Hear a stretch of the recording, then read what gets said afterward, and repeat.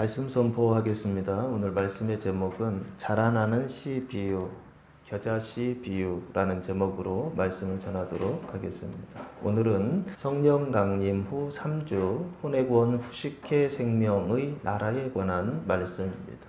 자라나는 씨 비유와 겨자씨 비유를 통해서 하나님의 나라가 무엇인지를 아주 분명하게 나타내셨습니다. 26절 말씀부터 보시면 또 이르시되 하나님의 나라는 사람이 씨를 땅에 뿌림과 같으니 라고 말씀하고 있습니다. 마가복음 24장에 보시면 4가지 땅에 떨어진 씨 비유라고 해서 천국 비유를 예수님께서 이미 하셨어요. 그래서 씨 비유 하시고 10절에서 비유를 설명해 주시고 그리고 나서 26절에 자라나는 씨 비유, 겨자씨 비유 이렇게 예수님께서 계속 비유를 말씀해 주셨습니다. 그래서 또 이르시되 라고 하는 것은 앞에서 4가지 땅에 떨어진 그 씨 비유를 말씀하시고 나서 또 하나의 비유, 하나님 나라의 비유, 천국 비유를 말씀해 주셨다라고 하는 것입니다. 그래서 또 이르시되 하나님의 나라는 하면서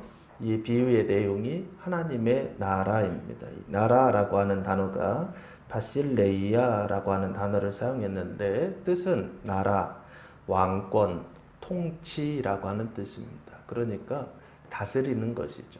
그 통치가 미치는 곳, 그것을 뭐라고 부르냐면 나라라고 부릅니다. 그래서 우리나라 할 때 우리나라는 통치가 미치는 곳이다 라고 그렇게 생각하시면 돼요. 그런데 보통 이제 대한민국, 미국, 일본, 중국 해서 이 나라라고 하는 개념은 눈에 보이는 나라를 이야기합니다. 그런데 오늘 등장하는 이 하나님의 나라는 눈에 보이나요? 눈에 보이지 않는 나라입니다. 이 나라는 눈에 보이지 않는 나라입니다.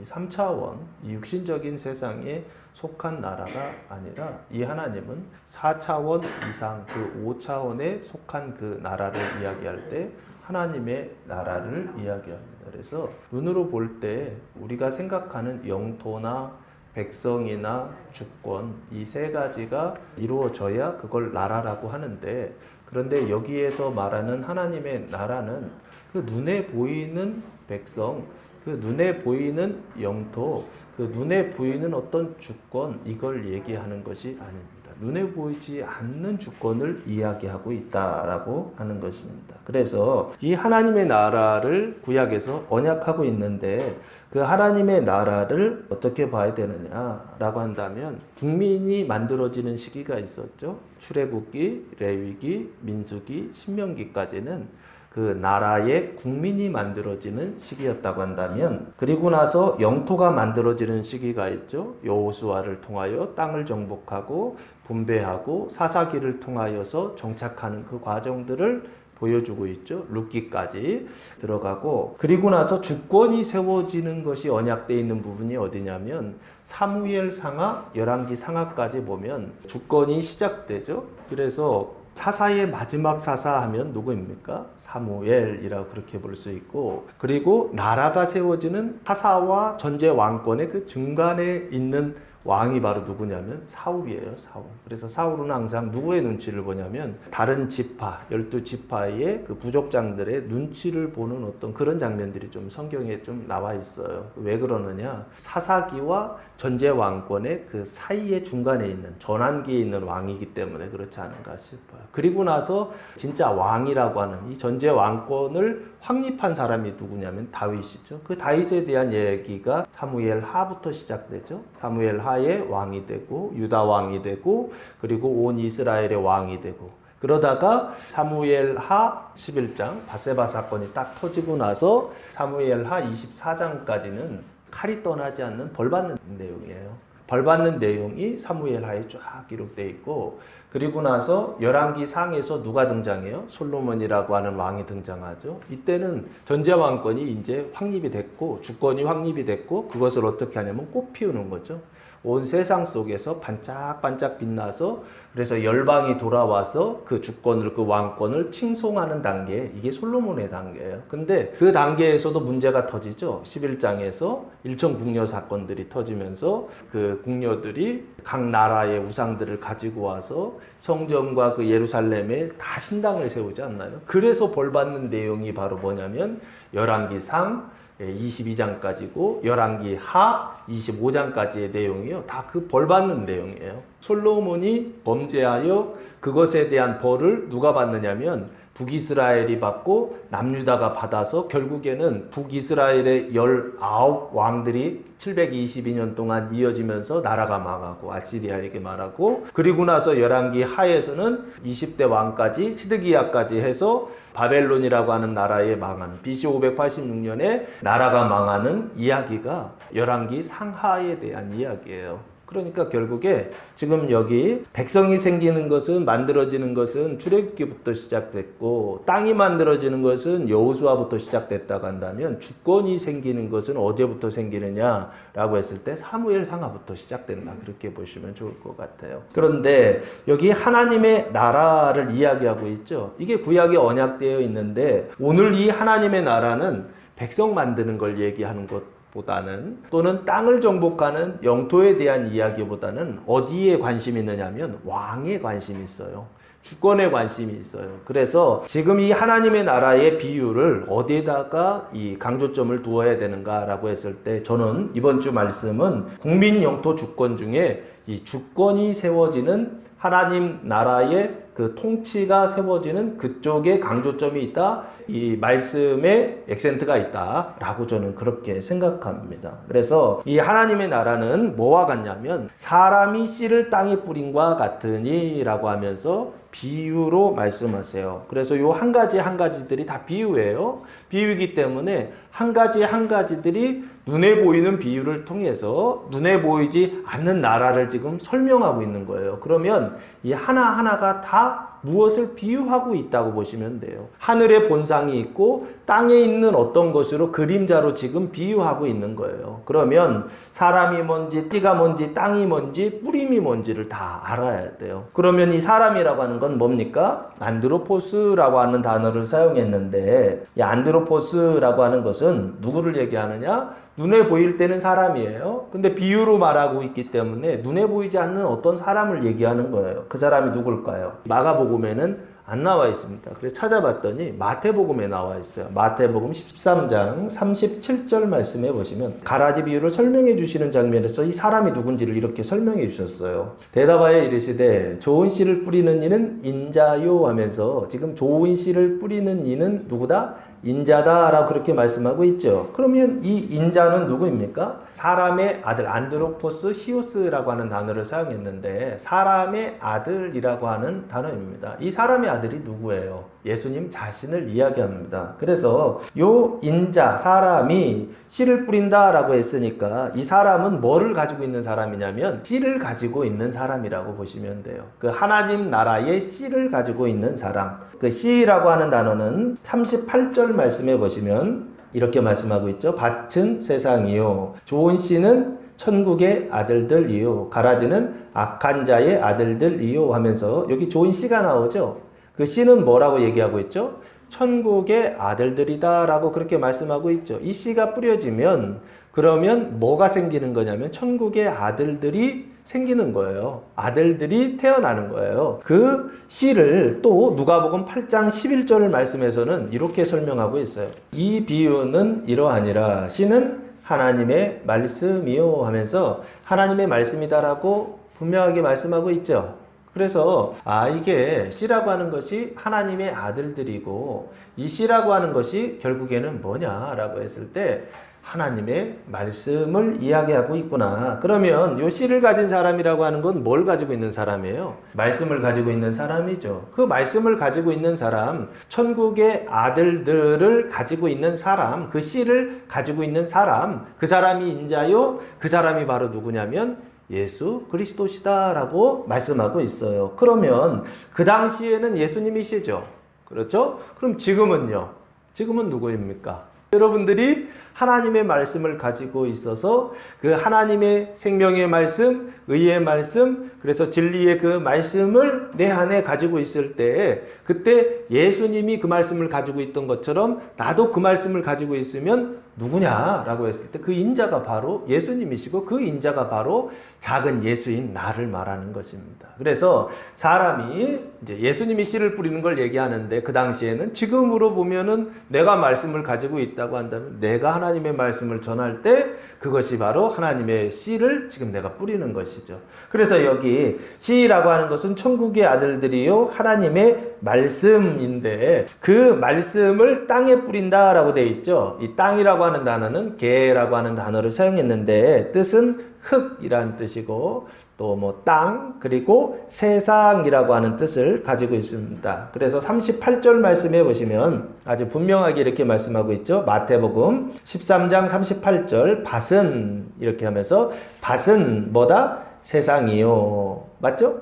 밭은 세상이다 라고 되어 있죠. 그래서 여기 밭이 땅이에요. 똑같은 개인데 땅이 밭이고 밭이 세상이다 라고 그렇게 말씀하고 있어요. 그러면 이 세상은 어떤 세상입니까? 예수님께서 씨를 뿌릴 때의 그 세상은 어떤 세상이에요? 창세기 3장 아담과 하라가 타락해서 타락한 세상이 되었죠. 그래서 이 세상은 타락한 세상이요 죄와 사망이 다스리는 세상이요 뱀의 말을 듣는 세상이죠. 그래서 이 세상에 뭐를 뿌리는 거냐면 하나님의 말씀을 뿌리는 거예요. 그러면 뭐가 시작되는 거예요? 뱀의 말을 듣고 있었던 사람에게 하나님의 말씀을 듣기 시작하는 그런 세상이 되는 것이죠.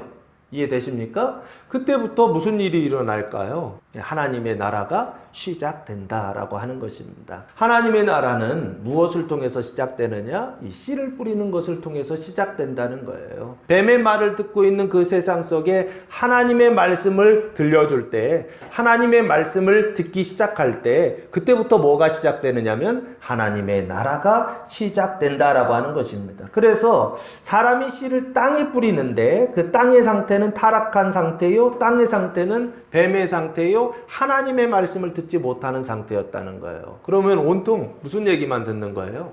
뱀의 말만 듣고 사는 것이죠. 이 뱀의 말을 우리가 인식할 때는 누구의 말입니까? 자기 자신의 말이에요. 자기 자신의 생각, 자신이 내 안에서 말을 한다고요. 어떤 당면한 과제가 있고 문제가 있으면 그 문제를 해결하기 위해서 내가 내 안에서 많은 생각을 하지 않습니까? 이 자기의 생각 그리고 자기가 말을 할 때 그 자기의 그 상태를 뭐라고 얘기하냐면 뱀의 상태요, 뱀이 말을 하는 상태다라고 성경은 증언하고 있다라는 거예요. 이게 타락한 상태예요. 너무나 많은 사람들이 여기 속고 있어요. 왜 속고 있습니까? 하나님의 말씀은 없어요. 그 씨는 없어요. 의의 말씀, 생명의 말씀은 없어요. 진리의 말씀은 없어요. 오직 누구 생각밖에?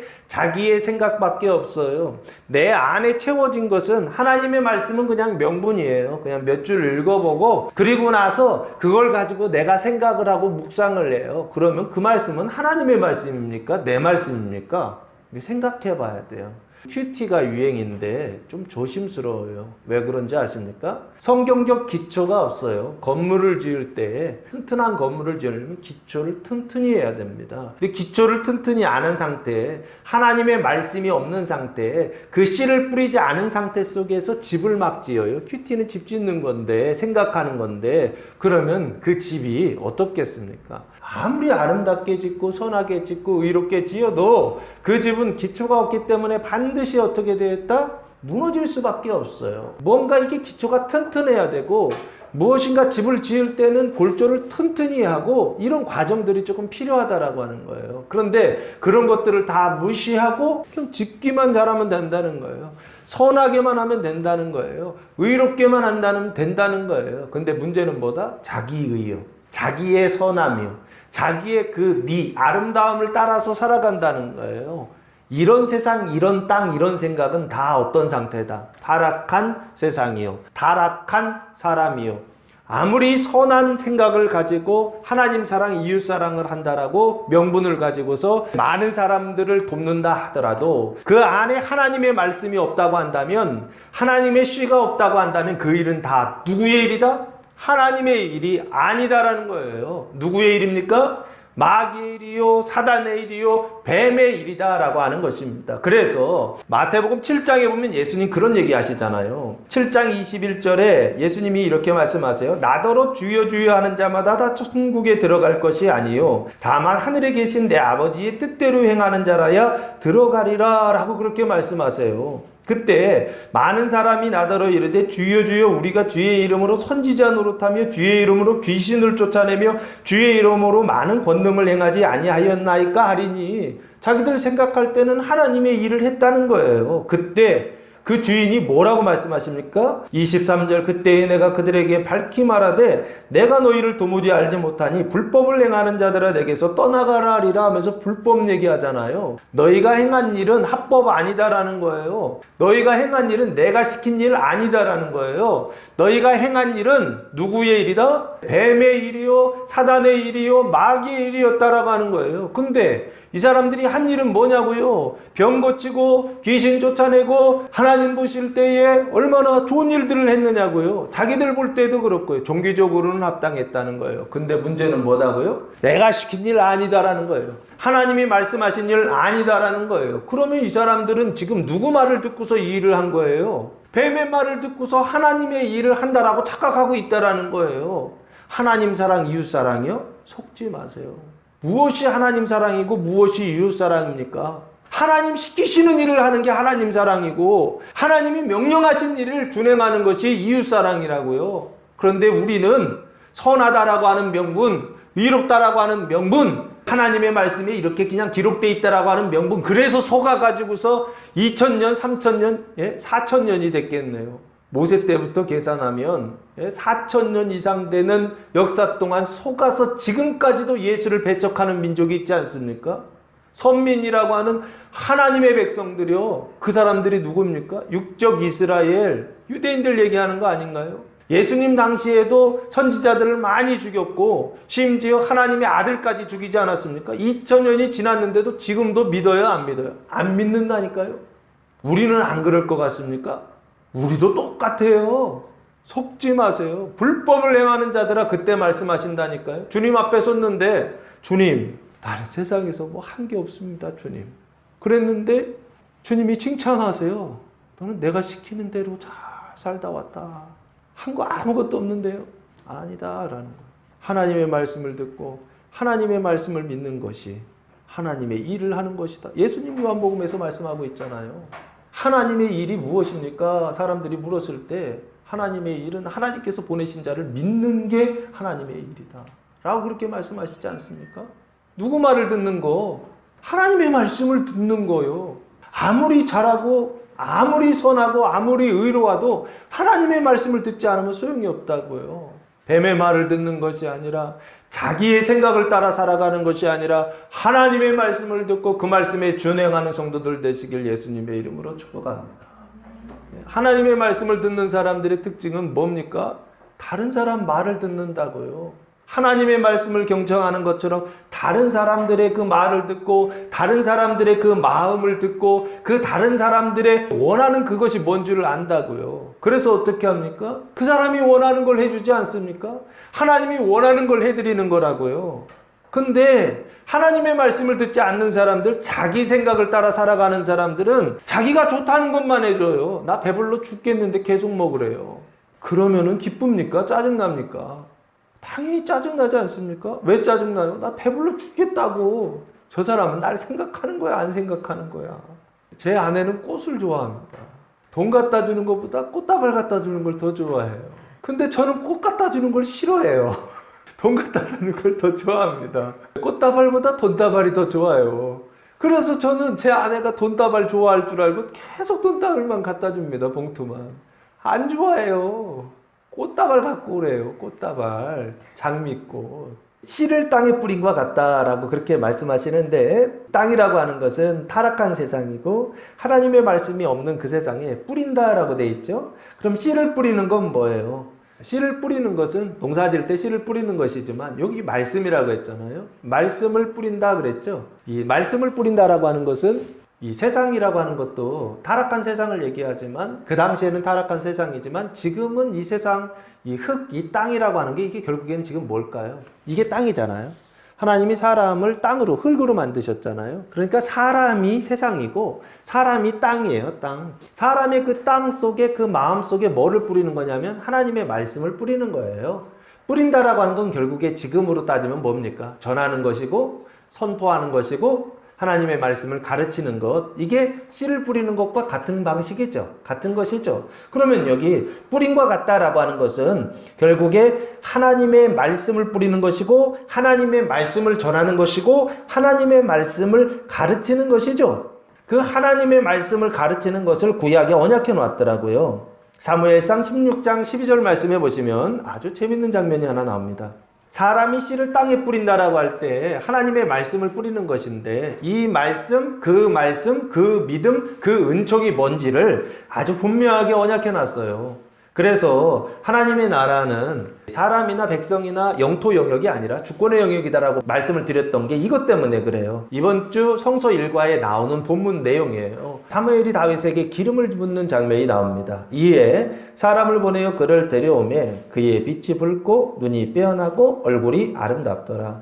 여호와께서 이르시되 이가 크니 일어나 기름을 부으라 하시는지라 하면서 기름 부으라라고 사무엘에게 명령하세요. 그때 13절 사무엘이 기름 불병을 가져다가 그의 형제 중에서 그에게 부었더니 이 날 이후로 다윗이 여호와의 영에게 크게 감동되니라. 사무엘이 떠나서 라마로 가니라 라고 말씀하시면서 기름을 붓죠. 그래서 다윗이 기름 부음을 받죠. 이 다윗이 기름 부음 받는 이것을 오늘 본문에서 사람이 씨를 땅에 뿌린 것 같다라고 그렇게 그 언약을 예수님이 비유로 설명하고 있더라는 거예요. 구약에서 다윗의 그 기름 부음을 신약에서 예수님은 사람이 씨를 땅에 뿌린 것 같다라고 비유적으로 설명해 주고 있더라라고 하는 것입니다. 그래서 사람이 씨를 땅에 뿌린다라고 할 때 이 씨는 여러 씨가 있겠죠. 하나님의 말씀은 회개의 씨앗이 있겠죠. 세례 요한을 통하여서 회개의 씨를 뿌리셨잖아요. 예수를 통하여 칭의의 씨를 뿌리시고 말씀을 뿌리시고 중생의 말씀을 뿌리시고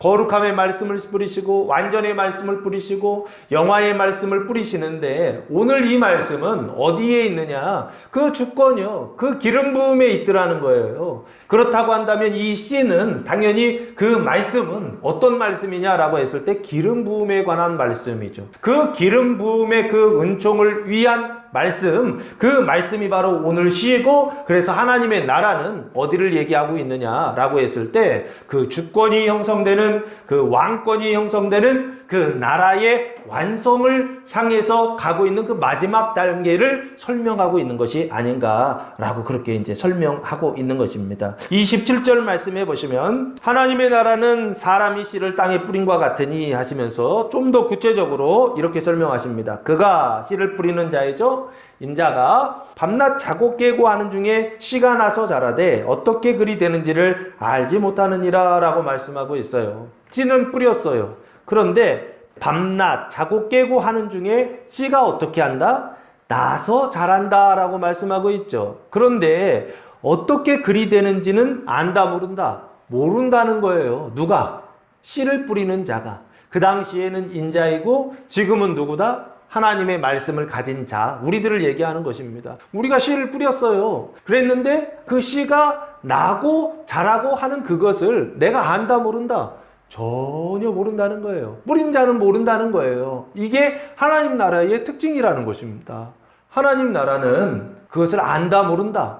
나는 것을 모르고 씨 뿌리는 것까지는 알죠. 내가 뿌리니까. 그런데 그 씨가 나고, 이 난다라고 하는 단어가 블라스타노라고 하는 단어를 사용했는데 발화시키다, 싹이 나다, 우미 트다라고 하는 뜻이에요. 그러니까 싹이 나는 거죠. 난다라는 게 씨에서 싹이 나는 거예요. 싹이 나서 자란다라고 돼 있죠. 자란다라고 하는 단어는 메케노라고 하는 단어를 사용했는데 뜻은 넓게 자라다, 길게 자라다 라는 거예요. 그러면 이렇게 생각하시면 되죠. 씨를 뿌렸는데 거기서 싹이 막 나가지고서 어떻게 되는 거예요? 넓게 길게 막 자라는 것이죠. 자라서 완성이 되면 그게 뭐가 되는 거예요? 나무가 되지 않습니까? 그렇죠. 그럼 여기요. 씨가 나서 자라서 나무가 되는 그 모든 과정들을 어떻게 그리 되는지 안다 모른다? 전혀 모르는 것. 이것이 바로 뭐냐면 하나님의 나라의 모습이다 라고 하는 거예요. 그걸 예수님 지금 설명해 주고 있습니다. 그래서 그 씨가 나서 자라는 것 어떻게 되는지 알지 못하기 때문에, 그래서 우리 마음속에 어떤 생각이 드느냐면, 씨는 뿌렸는데 싹이 나는 것 같지도 않고 자라는 것 같지도 않은 어떤 그런 생각이 들 때가 있어요. 그런 마음이 들 때가 있다라고 하는 것입니다. 이게 잘 자라는 것인지, 내가 지금 잘 하고 있는 것인지, 아니면 쓸데없는 짓을 하고 있는 것은 아닌지라고 하는 그런 생각이 들 때가 있다라고 하는 거예요. 그러나 예수님이 아주 분명하게 말씀하신다고요. 그런 생각 할 필요 없다라고 하는 것입니다. 그냥 나는 씨를 뿌렸는데, 그랬는데 나는 그게 자라는지 그게 성장하는지 싹이 나는지 나는 모르지만, 그러나 어떻게 된다? 28절, 땅이 스스로 열매를 맺되 처음에는 싹이요, 다음에는 이삭이요, 그 다음에는 이삭의 충실한 곡식이라 라고 말씀하고 있어요. 그 얘기는 무슨 얘기입니까? 씨를 뿌리는 자가 하는 것이 아니라 누가 하신다? 땅이 스스로 열매를 맺는다라고 하는 것입니다. 그냥 한 방에 열매로 그냥 가버렸죠. 땅이 열매를 낸다는 거예요. 근데 어떻게 열매를 맺느냐면 스스로 열매를 맺는다. 이 스스로라고 하는 단어가 아우토마토스라고 하는 단어를 사용했는데, 뜻은 스스로, 자동으로, 자발적으로라고 하는 뜻입니다. 스스로 자발적으로 열매를 맺는다는 거예요. 농부가 열매를 맺게 한다 이런 뜻으로 얘기하지 않고, 씨를 뿌리는 자가 열매를 맺게 한다는 게 아니라 누가 한다는 거예요? 땅이 그렇게 한다는 것입니다. 처음에는 뭐다? 싹이요, 그 다음에는요 이삭이요, 그 다음에는요 이삭의 충실한 곡식이다 라고 그렇게 말씀하고 있어요. 처음에는 싹이라고 되어 있죠. 이 싹이라고 하는 단어가 콜토스라고 하는 단어를 썼는데, 뜻은 안뜰이란 뜻이에요. 식물 싹이라고 하는 뜻이 있는데, 씨를 뿌렸으니까 싹이 올라오겠죠. 그리고 그 다음에는요 이삭이요, 스타키스라고 하는 단어를 사용했는데, 싹이 나온 다음에 이삭이 피고, 그리고 나서 그 다음에는 이삭의 충실한 곡식이다 라고 그렇게 말씀하고 있죠. 이 곡식이 결국에는 뭐냐면 시토스라고 하는 단어를 사용했는데, 밀이나 옥수수를 곡식이라고 그렇게 번역을 해요. 그러니까 이게 결국에는 열매이죠. 그 이삭 안에 들어있는 열매가 된다는 거예요. 처음에는 씨를 뿌렸는데 그 씨에서 싹이 나고, 그 싹에서 이삭이 나고, 이삭에 충실한 곡식이 된다라고 하는 것입니다. 이것이 뭐의 원리냐라고 했을 때 하나님 나라의 원리다라고 하는 거예요. 하나님의 나라는 씨를 뿌렸을 때 안다 모른다, 잘하는 거 모른다. 이게 첫 번째고, 두 번째는 뭐가 스스로 열매를 맺는다? 땅이 스스로 열매를 맺어서 싹이 되고 이삭이 되고 곡식이 된다라고 하는 얘기를 예수님께서 말씀해 주시고 있어요. 그리고 나서 세 번째는 29절 말씀해 보시면, 열매를 맺으면 곧 낮을 때나니 이는 추수 때가 이르렀음이니라 라고 말씀하고 있어요. 열매가 익는다라고 돼 있죠. 근데 어쨌든 지금 이게 다 비유잖아요. 비유이기 때문에 이 열매는 당연히 하나님 나라의 열매죠. 그러면 이 열매는 결국에 말씀의 열매고, 이 열매는 결국에 천국의 아들들이 완성되는 어떤 것이죠. 하나님 나라의 주권이 이 안에, 하나님 나라의 주권이 완성된 그 열매를 지금 말씀하고 있다고요. 그 열매가 익으면 어떻게 한다? 낫을 된다라고 되어 있죠. 그러면 이 낫이라고 하는 것은 결국에 뭡니까? 추수를 위한 낫이죠.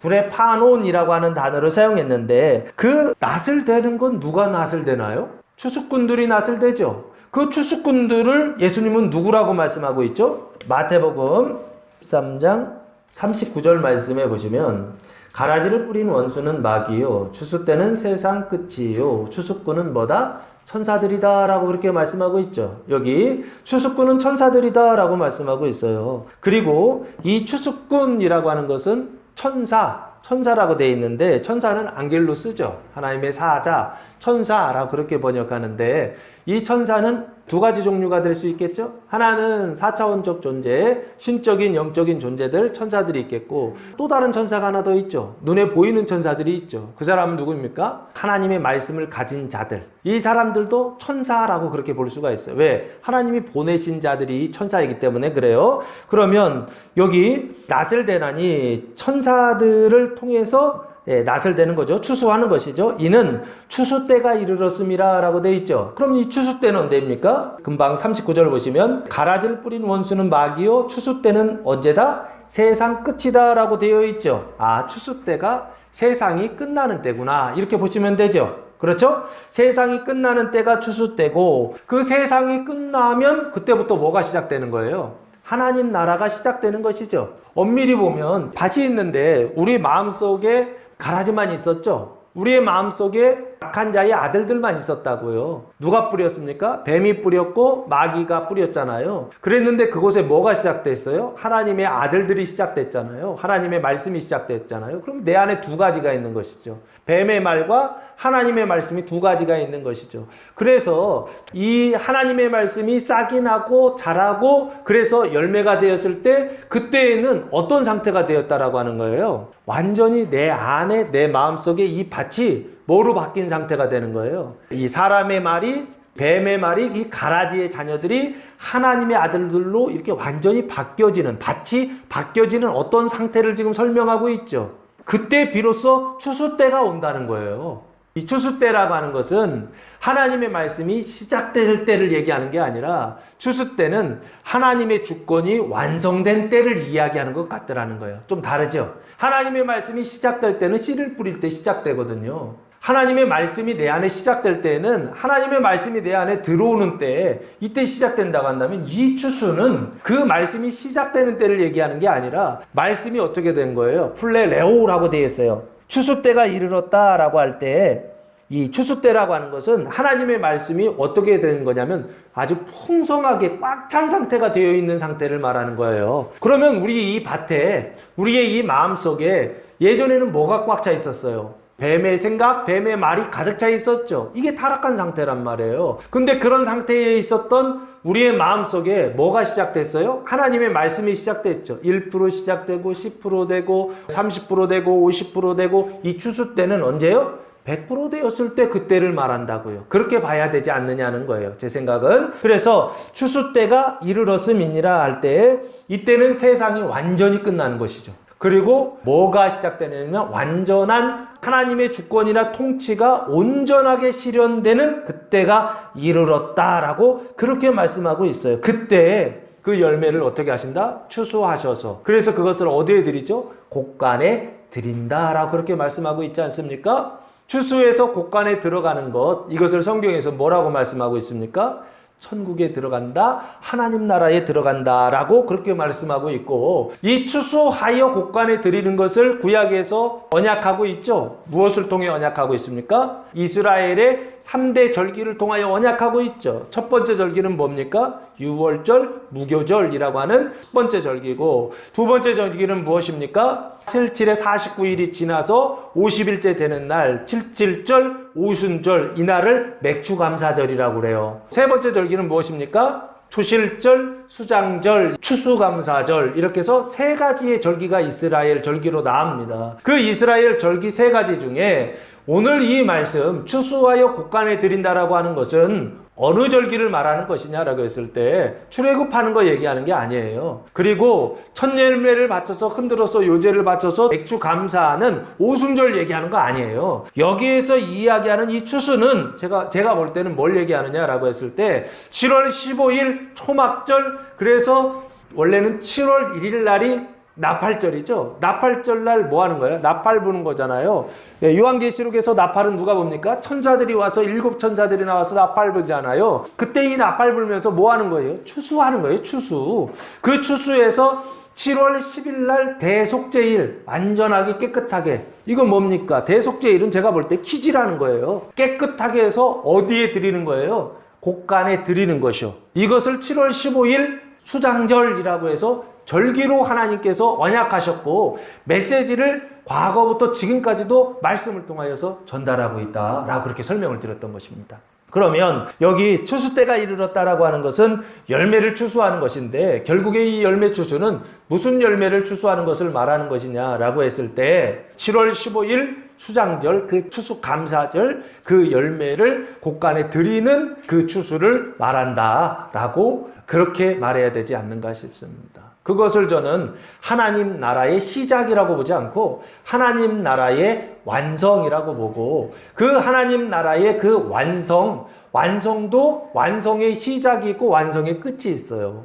그 완성의 시작을 다윗이 시작했다고 한다면 그 완성의 끝을 뭐라고 봐야 되느냐? 이게 솔로몬이라고 봐야 되지 않을까 싶어요. 찬란하게 빛나는 솔로몬이 마지막까지 언약을 성취했다라고 봐야 되지 않을까. 그러니까 이것도 주권의 영역에서도 보면 아브라함과 이삭과 야곱과 요셉의 언약하고도 구조에 있어서는 자리는 달라요. 성경의 자리도 다르고 은총의 자리도 다른데 구조에 있어서는 똑같아요. 솔로몬이 요셉의 은총에 있다고 한다면 다윗은 야곱의 은총에 있고, 그리고 사울이 이삭의 은총에 있다고 한다면 사무엘이 아브라함의 은총에 있다라고 그렇게 봐도 되지 않는가 싶습니다. 이렇게 구조에 있어서는 은총의 자리는 같아요. 그러나 은총의 내용은 좀 달라요. 그 말씀도 다르고 그 믿음도 다르지만 구조는 똑같더라고요. 왜 그런가? 저는 이렇게 로고스이기 때문에 그렇구나. 원리이기 때문에 그렇구나. 그래서 성경을 보면서 제가 계속 요즘 놀라는 것이 무엇이냐면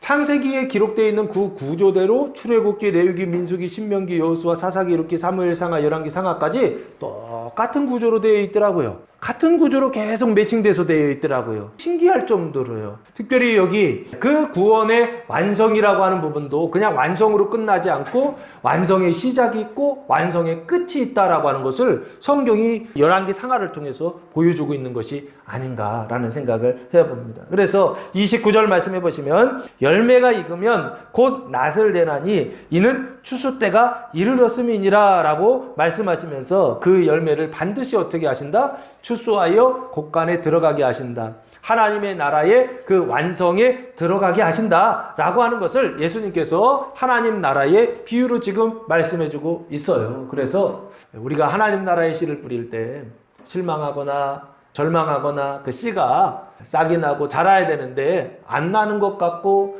죽은 것 같고, 그래서 왠지 내가 지금 쓸데없는 짓을 하는 것은, 쓸데없는 일을 하는 것은 아닌가 라고 하는 그런 생각이 들 때 그 생각을 부인하시고 그 생각을 물리치시고, 여기 모른다 그랬잖아요. 뿌리는 자는 모른다 라고 말씀하셨던 것처럼 모르는 것이 당연하다 라고 그렇게 생각하시고, 그러나 땅이 스스로 열매를 맺어서 결국에는 어디까지? 열매가 자라서 열매가 되는 자리까지 열매를 맺고, 하나님께서 결국에는 어떻게 하신다? 수수꾼들을 통하여서 곳간에 들이게 하신다 라고 하는 것을 기억하시고, 그래서 우리가 하는 그 일들 때문에 실망이 되고 낙심이 되고 어쩔 때는 절망이 될 때도 있습니다. 조금 되는 것 같으면서 또 무너지고, 조금 되는 것 같으면서 또 안 되는 것 같고, 그럴 때 실망하거나 절망하는 것이 아니라 소망의 구원을 꽉 붙들고 믿음으로 달려가셔서 열매를 맺고 그 곳간에 드리는 그 일까지 힘써 일하는 주님의 나라 씨 뿌리는 자들 되시기를 예수님의 이름으로 축복합니다. 두 번째 하나님의 나라의 모습은 30절 말씀해 보시면 또 이르시되 우리가 하나님의 나라를 어떻게 비교하며 또 무슨 비유로 나타낼까라고 예수님 말씀하셨어요. 두 번째 천국 비유, 하나님 나라의 비유입니다. 어떻게 비교하며 어떻게 나타날까? 예수님의 어떤 고뇌가 이 안에 느껴지는 것 같아요. 어떻게 이걸 설명해야 될까? 어떻게 이걸 선포하고 어떻게 이것을 가르쳐야 될까? 예수님이 고민하시는 것 같아요. 그러면서 31절 겨자씨 비유가 시작됩니다. 31절 겨자씨 한 알과 같으니 땅에 심길 때에는 땅 위의 모든 씨보다 작은 것이로되 라고 말씀하고 있어요.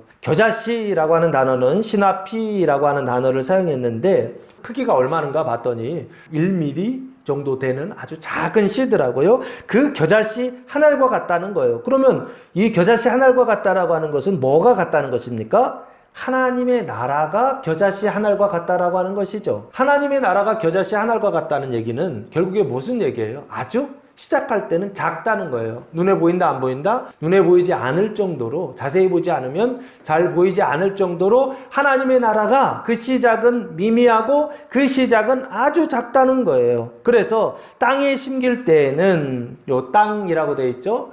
땅. 세상을 얘기하고 그 세상은 지금 어디다? 우리의 이 몸과 마음을 얘기한다. 그 땅에 심길 때에는 땅 위의 모든 씨보다 작은 것이로되 라고 말씀하고 있어요. 땅 위에 모든 씨라고 돼 있죠. 그러면 그 씨들 중에 다른 씨들이 있죠. 그 씨들 중에 큰 씨들이 있죠.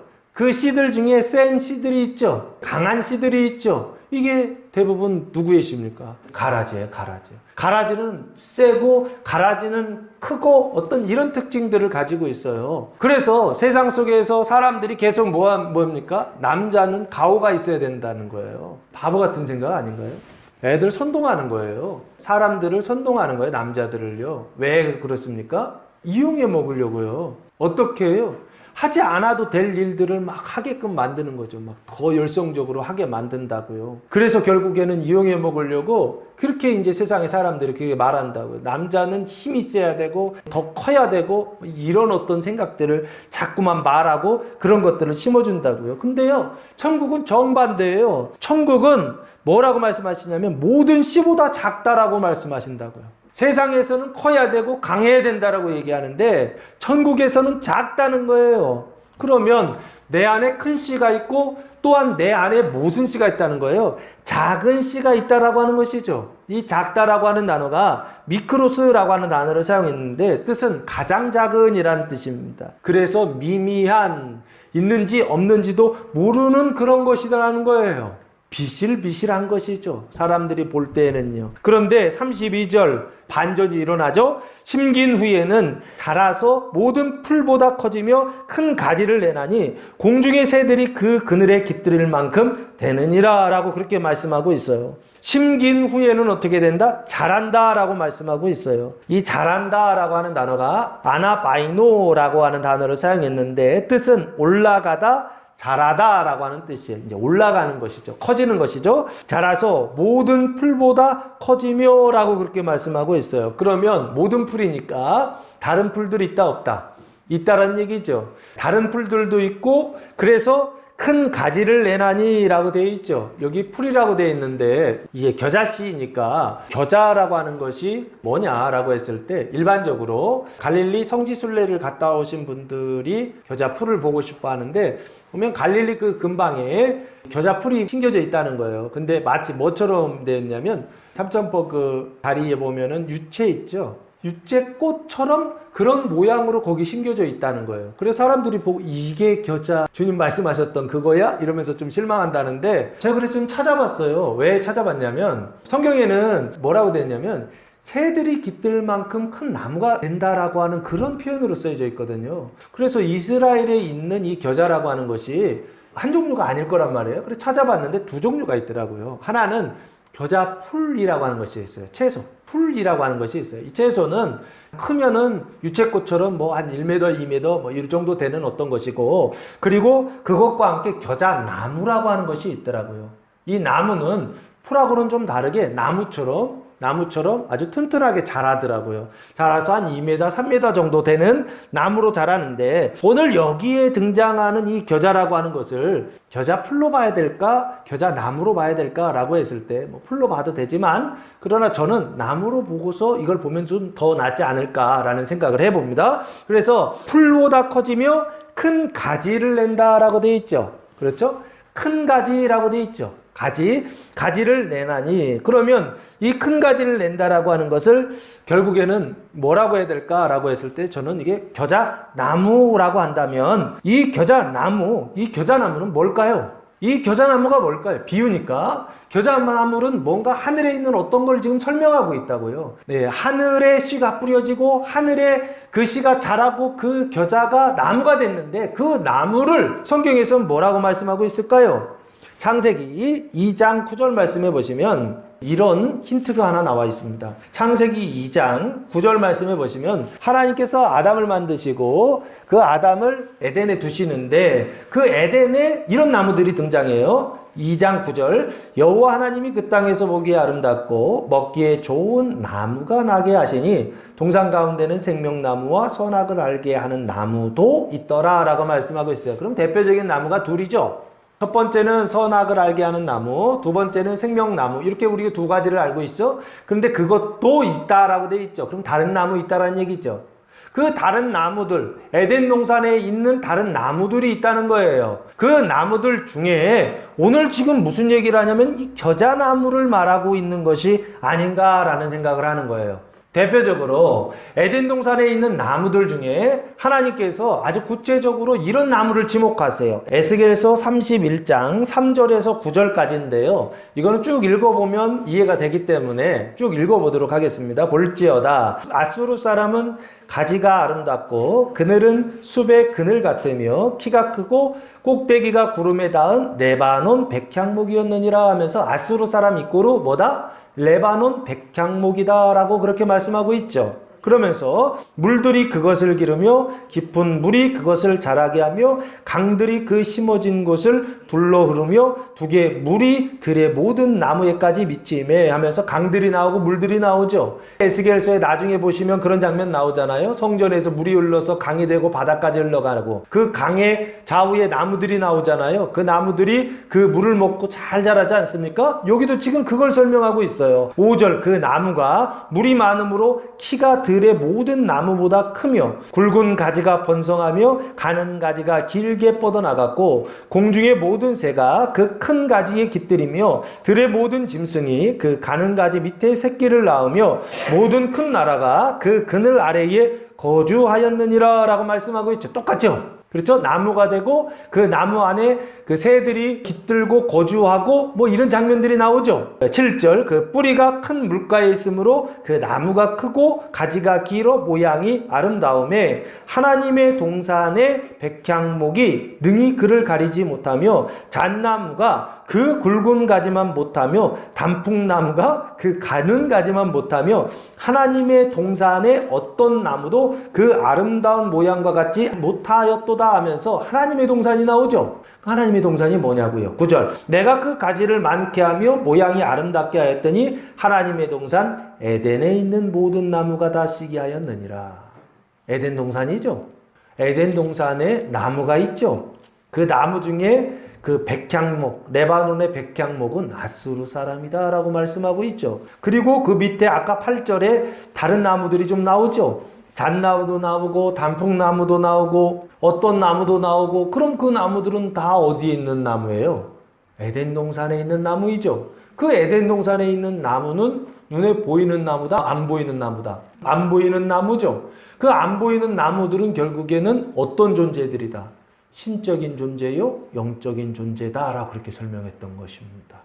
그러면 지금 이게 뭘 얘기하느냐? 오늘 본문으로 돌아오시면 큰 가지를 낸다라고 할 때 이 큰 가지는 겨자나무를 얘기하는데 그 겨자나무는 에덴 동산에 있는 겨자나무를 이야기하는 것이요. 그 겨자나무는 결국에 뭐와 같으냐? 에스겔에 나와 있는 그 나무들, 에덴 동산에 있었던 나무들, 창세기 2장에 있었던 나무들과 같은 어떤 존재, 어떤 나무를 설명하고 있다라고 비유적으로 봐야 되지 않느냐는 거예요. 그러면서 그 뒤에 아주 분명하게 이렇게 보충해주고 있어요. 하늘의 새들이 그 그늘에 깃들 만큼 되느니라 할 때 이 하늘이라고 하는 단어가 우라노스라고 하는 단어를 사용했어요. 이 우라노스라고 하는 단어는 하늘인데 하늘은 두 가지라고 되어 있죠. 영어로 보면 heaven이라고 하는 단어가 나오고 sky라고 하는 단어가 나오는데 이거는 sky 아니에요. heaven을 얘기해요. 그래서 천국 얘기할 때도 kingdom of 헤븐이라고 그러잖아요. 천국 얘기할 때 헤븐이라고 하는 단어를 써요. 그 헤븐이라고 하는 단어를 스카이와 구분해서 천상, 하늘이라고도 번역하는데 천상이라고 번역한다 그랬죠. 하나님이 계신 처소를 하늘, 우라노스라고 그렇게 번역을 해요. 그래서 고린도 후서 12장 2절 말씀에 사도 바울은 이 하늘을 뭐라고 그래요? 셋째 하늘이다 라고 그렇게 말씀하고 있고 4절에는 뭐라고 그랬어요? 그걸 낙원이다 라고 그렇게 설명하고 있어요. 내가 몸 안에 있었는지 몸 밖에 있었는지 나는 모르거지만 하나님은 아신다 이 이야기할 때 자기가 갔다 온 그것을 셋째 하늘이라고 이야기하고 있고 낙원이라고 그렇게 설명하고 있어요. 그 셋째 하늘이라고 하는 그것을 우라노스 하늘이라고 설명한다고요. 그러면 그 하늘이 낙원이에요. 그 낙원에 뭐들이 있다고요? 새들이 있다라고 되어 있죠.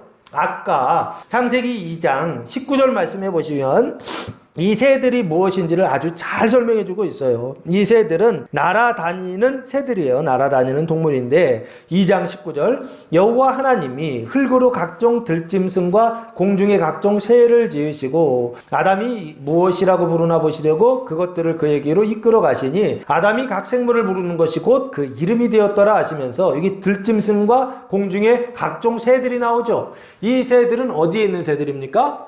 에덴 동산에 있는 새들이죠. 이 에덴 동산은 보이는 세상입니까? 보이지 않는 세상입니까? 보이지 않는 세상이죠. 그러면 보이지 않는 세상에 있는 새들은 보이는 새들입니까? 보이지 않는 새들입니까?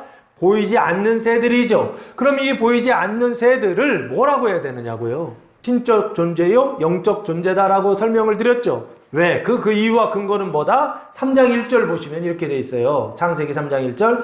그런데 뱀은 여호와 하나님이 지으신 들짐승 중에 가장 강교하니라. 요까지만. 여기 보시면 들짐승이 나오죠. 뱀을 들짐승이라고 되어 있죠. 그 들짐승이 아까 2장 19절에 각종 들짐승과 공중의 새들이라고 그랬죠. 들짐승이 결국에 뱀이고 그 뱀이 나중에 요한계시록에 뭐가 됩니까? 큰 용이 되죠. 얘 뱀이요, 얘 뱀을 뭐라고 그랬습니까? 마귀요, 사단이라고 그랬죠. 그러면 뱀이 마귀고 이 들짐승이나 이 존재들도 그 뱀과 같은 존재들이라고 설명드렸던 거예요. 그러니까 성경은 눈에 보이는 것을 통해서 눈에 보이지 않는 세상, 눈에 보이는 존재를 통하여서 눈에 보이지 않는 존재들을 설명하는 책이 성경이에요. 그러니 얼마나 힘들어요. 나무를 얘기하는데 그 나무가 아니네 이런 거죠. 사람을 설명하는데 그 사람이 아닌 거예요. 세상을 설명하는데 눈에 보이는 세상, 그 세상이 아닌 거예요. 그건 그림자일 뿐이죠. 표적일 뿐이에요. 예수님이 병을 고치시고 귀신을 쫓아내시는데 이게 다 표정이고 메시지를 전달하기 위한 수단이었던 거예요. 왜? 눈에 보이지 않는 세상을 설명하고 싶으셨던 거예요. 하나님의 나라를 설명하고 싶으셨던 거예요.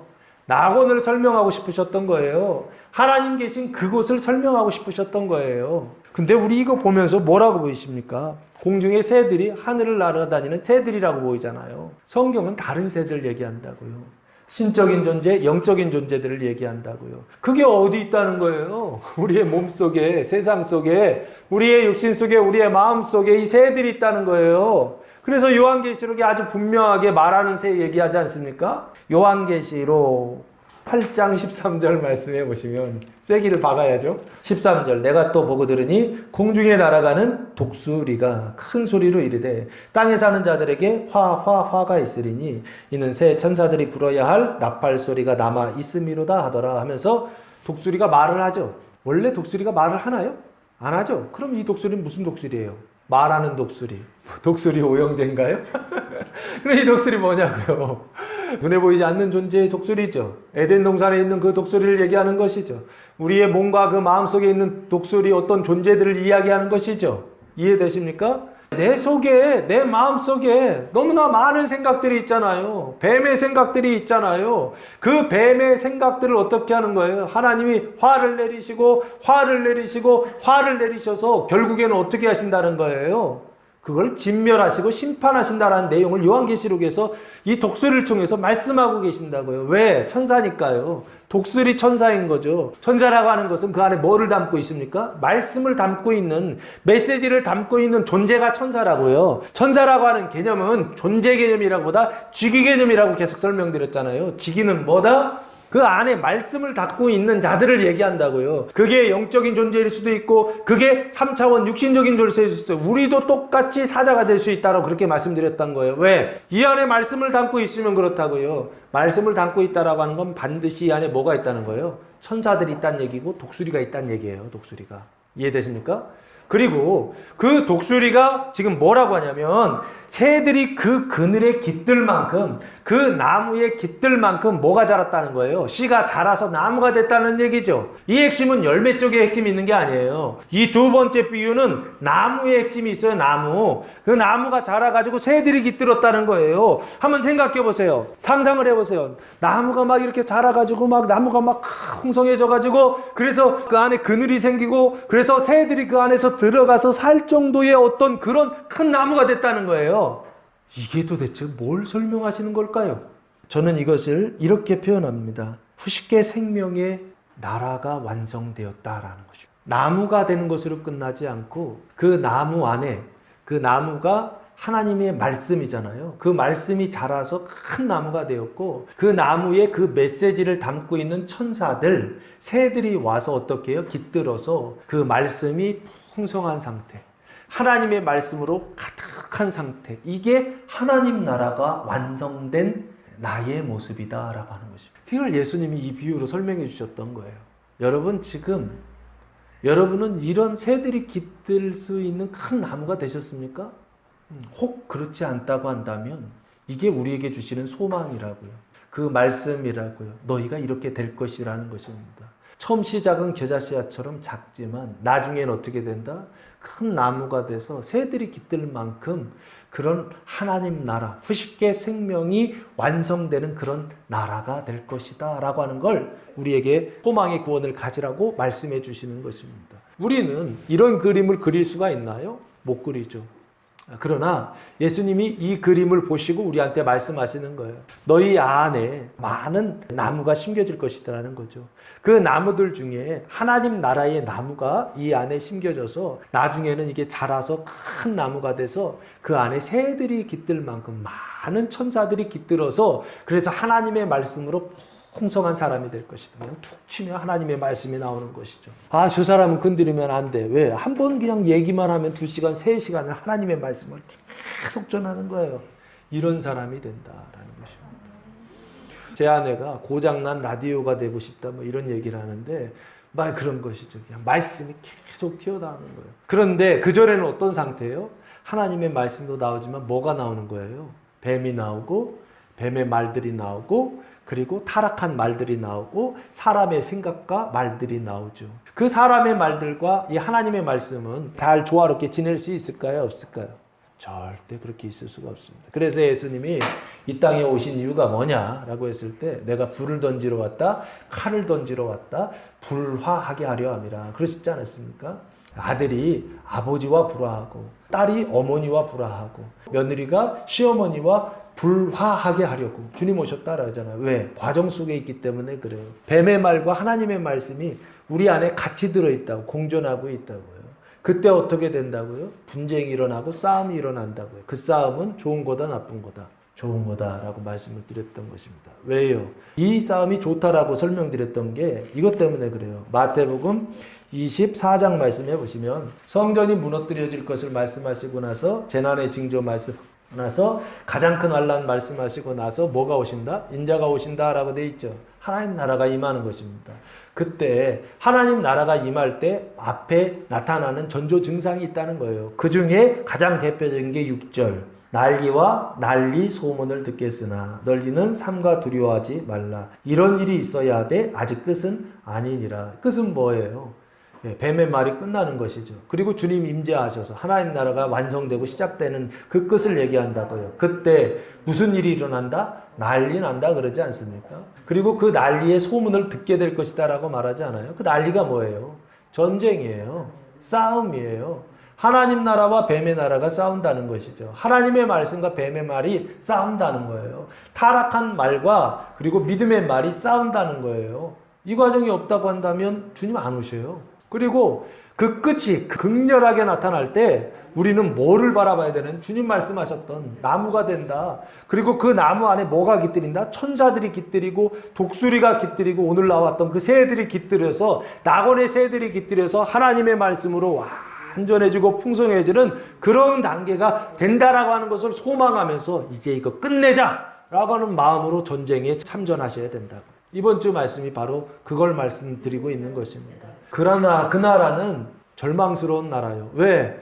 자라는지 성장하는지 보이지 않으니까. 그러나 반드시 열매 거두어서 추수할 거니까 걱정하지 마라. 예수님이 지금 뭐 하는 거예요? 보증하시는 거예요. 말씀으로. 소망 중에 열심히 달려가라 그러시는 거죠. 나무가 될 것이고 새들이 깃들을 만큼 큰 나무가 될 것이니까 작다고 해서 불안해하지 말고 작다고 해서 두려워하지 말고 나중에는 큰 나무가 될 것이다. 세상의 어떤 나무도 감당하지 못하는 큰 나무가 될 것이다. 그러니까 어떻게 하라는 것이요? 힘내라고 격려하시는 비유의 말씀이 아닌가 싶습니다. 그래서 33절 말씀해 보시면 예수께서 이러한 많은 비유로 그들이 알아들을 수 있는 대로 말씀을 가르치시되 라고 말씀하고 있어요. 많은 비유로 말씀하시죠.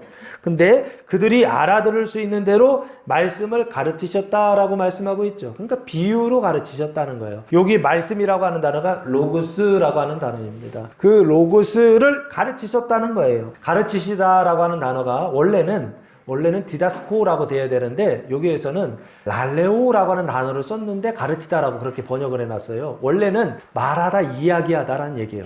가르치다라는 단어가 원래는 아니에요. 그냥 말하는 거예요. 근데 비유를 말하다 보니까 의역해서 그걸 가르치다라고 그렇게 번역을 해놓은 것 같아요. 그러니까 비유로 그냥 말씀해 주신 거예요. 비유로. 그런데 좀 구분해서 봐야 될 게 34절 때문에 그래요. 비유가 아니면 말씀하지 아니하시고 라는 단어 때문에 그래요. 그 뒤에 다만 혼자 계실 때에 그 제자들에게 모든 것을 해석하시더라 라고 그렇게 말씀하고 있어요. 그러면 이게 좀 구분되고 있죠. 일반 사람들한테는 뭐라고 지금 하고 있어요? 비유로만 말씀해 주셨다는 거예요. 그런데 제자들에게는 어떻게 하셨다는 거예요? 비유도 말씀하시고 해석도 말씀해 주셨다라고 하는 거예요. 그러면 왜 이렇게 하셨던 것일까요?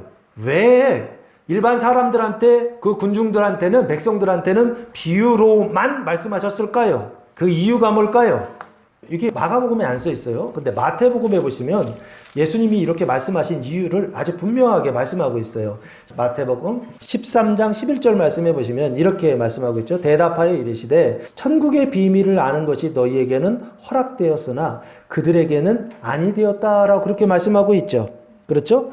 외인들한테는 그래서 비유로만 말씀하신다는 거예요. 허락되지 않아서. 그런데 그렇게 하시는 이유는 뭐냐라고 했을 때 15절 말씀, 이 백성들의 마음이 완악하여져서 그 귀는 듣기에 둔하고 눈은 감았으니 이는 눈으로 보고 귀로 듣고 마음으로 깨달아 돌이켜 내게 고침을 받을까 두려워함이라 하였느니라 라고 하는 이사야의 이 말씀이요. 이 말씀을 성취하기 위해서 결국엔 어떻게 해요?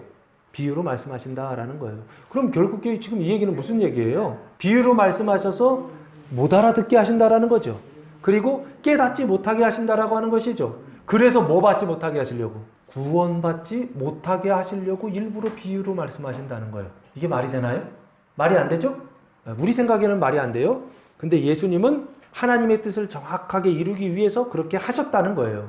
그렇죠? 그래서 그 당시의 이야기입니다. 예수님 당시에는 이 사람들이 누구냐면 백성들이고 이 사람들이 누구냐면 육적인 이스라엘 사람들을 얘기해요. 그 육적인 이스라엘을 유대인이라고 말하죠. 그렇죠? 그 사람들에게는 비밀이고 닫혀져 있고 그래서 비유로만 말하고 깨닫지 못하도록 그렇게 하셨다라고 하는 거예요. 그런데 지금 제자들에게는 어떻게 하셨다? 해석하셨다라고 말씀하시죠. 이 해석이라고 하는 단어가 에필위오라고 하는 단어를 사용했는데 해석은 해석하는 거예요. 근데 어떻게 하냐면 더 깊이 해석하고 설명하셨다라는 뜻이에요. 예수님께서. 그럼 뭐예요? 결국에 깨닫게 하시려고 작정하신 것이죠. 어떻게 해서든지 깨달아서 구원받게 하시려고 제자들한테는 해석까지 해주시는데 그런데 무리들에게는 어떻게 비유로만 그렇게 하시더라는 거예요. 이게 예수님 시대에 예수님이 하셨던 일이고 그 시대의 하나님의 경륜이었어요. 지금은 어떻습니까? 지금 하나님의 뜻, 하나님의 경륜은 어떻게 되고 있습니까? 로마서 11장 25절 말씀해 보시면 이게 달라졌어요. 이게 좀 구분하셔야 돼요. 그럼 지금도 비유로 얘기해야 되고 어떤 사람에게는 해석해야 되고 그래야 되느냐라고 했을 때 그 당시에 예수님이 하셨던 것은 정확하게 하나님의 말씀을 이루는 일이었다고 한다면 지금 우리가 이루는 하나님의 말씀은 어떤 사람한테는 비유만 하고 어떤 사람에게는 해석만 해야 되느냐? 그렇지 않고 지금은 로마서 11장 25절 말씀해 보시면 이렇게 말씀하고 있어요. 형제들아 너희가 스스로 지혜 있다 하면서 이 신비를 너희가 모르기를 내가 원하지 아니하노니 이 신비는 이방인의 충만한 수가 들어오기까지 이스라엘의 덜어는 우둔하게 된 것이라 라고 말씀하고 있어요. 그럼 이 얘기는 무슨 얘기예요?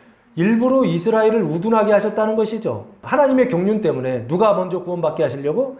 이방인들이 구원받게 하시려고 그래서 그들이 충만한 수가 들어오게 하시려고 누구를 우둔하게 하셨느냐면 이스라엘 사람들을 우둔하게 하셨다라고 하는 거예요. 유대인들을 우둔하게 하셨다는 거예요. 그걸 예수님도 똑같이 하셨죠. 그 이방인들이 누구냐고요. 지금으로 봤을 때 우리가 이방인이죠. 그렇죠? 그러면 여기 예수님이 이스라엘 사람들은 우둔하게 하시고 비유로 말씀하셨다고 한다면 지금 우리들이 이방인이란 말이에요. 우리는 유대인들이 아니란 말이에요. 그렇다고 한다면 지금 우리들은 이방인의 충만한 수가 들어오기까지 어떻게 하시는 거예요? 비유와 해석을 끊임없이 해주시는 것이죠. 그래야 누가 마지막으로 구원받는다? 26절 그리하여 온 이스라엘이 구원을 받으리라 이렇게 말씀하고 있잖아요. 그러니까 이방인들이 구원받고 그리고 나서 온 이스라엘이 구원받게 하시려고 주님께서 하나님의 경륜이 그렇게 돼 있다라고 하는 거예요. 그래서 예수님은 그 당시에 어떻게 해요? 이 사람들이 다 구원받으면 안 되는 거예요. 유대인들이. 그러면 누가 구원을 못 받아요? 이방인들이 구원받지 못하니까. 그러니까 유대인들의 문을 이렇게 닫아놓으신 것이죠. 뭘 통해? 비유를 통해서요. 그런데 지금은 어떻다고요? 지금은 우리가 열심히 비유를 말하고 열심히 해석해 주어서 그래서 어떻게 해야 되는 거예요? 사람들이 이방인들이 구원을 받게끔 해야 되는 거라고요. 이해되십니까? 오늘 이 본문 말씀대로 한다면 어떤 사람에게는 비유로만 말하고 어떤 사람에게는 비유와 해석을 말해야 되고 이렇게 구분하고 차별을 둬야 되는 것처럼 그렇게 느껴지지만 실제적으로 이 말씀을 적용해 보니까 지금 우리에게는 우리가 이방인이라고요. 그러면 지금 우리는 어떻게 해야 되느냐? 비유와 해석을 열심히 가르치고 선포해서 씨를 열심히 뿌려서 그래서 우리가 열심히 구원받아야 된다는 거예요. 많이 구원받아야 된다는 거예요. 그러면 그 뒤에 누가 구원받는다? 이스라엘도 구원받는 그런 하나님의 구원의 역사가 일어난다라고 하는 것입니다. 그래서 우리가 이방인이기 때문에 비유와 해석을 열심히 가르치고 열심히 뿌려야 된다는 거예요. 그래서 고린도후서 6장 2절에서 사도 바울이 이렇게 말씀하고 있습니다.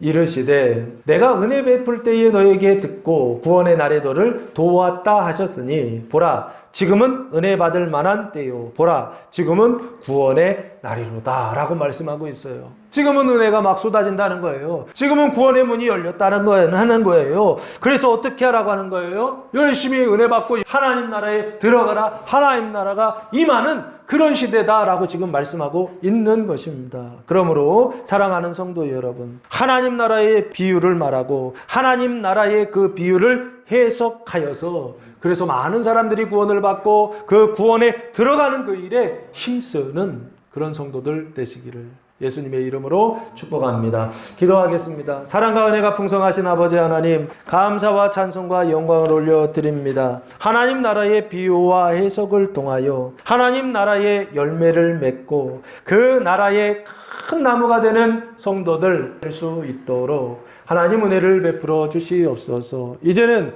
우리 주 예수 그리스도의 은혜와 하나님 아버지의 무한하신 사랑하심과 성령의 교통하심이 사랑하는 성도들 머리 위에와 가정 위에와 교회 위에 이제로부터 영원토록 함께 하시기를 간절히 축원하옵나이다.